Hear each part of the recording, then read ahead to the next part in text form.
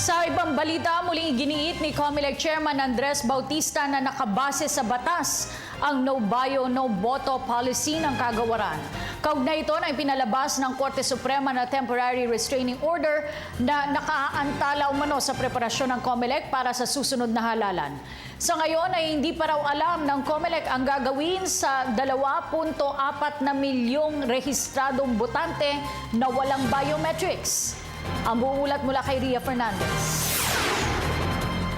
Batas ang no bayo, no boto at hindi lamang isang polisiya ng Commission on Elections ayon sa hepe ng poll body na si Attorney Andres Bautista.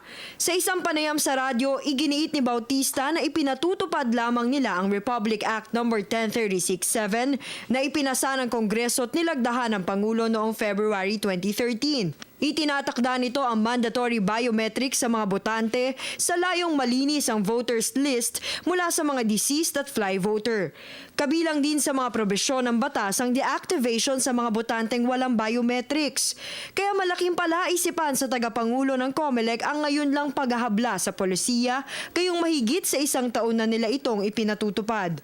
Aminado si Bautista na malaking hamon ngayon sa kanilang paghahanda para sa eleksyon ang ipinataw na TRO ng Korte Suprema sa no bayo, no boto. Nakalutang hanggang sa ngayon ang COMELEC kaugnay sa deadline nitong December 15 para sa pagtukoy nila ng Project of Precincts at dami ng mga botante kada presinto. Hindi pa kasi nila malaman kung anong gagawin sa nakabinbing 2.4 milyon na mga rehistradong botanteng walang biometrics hanggat wala pang desisyon ng Korte. Pero walang nakikitang dahilan ng lead petitioner ng kaso na si Kabataan Party List Representative Terry Ridon upang maantala ang mga paghahanda para sa halalan.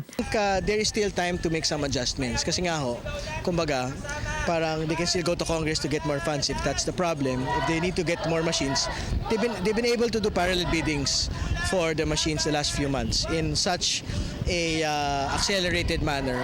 I think they can do it for the 2.5 million additional voters. Idinepensa niya rin ang panahon ng paghahain nila ng petisyon.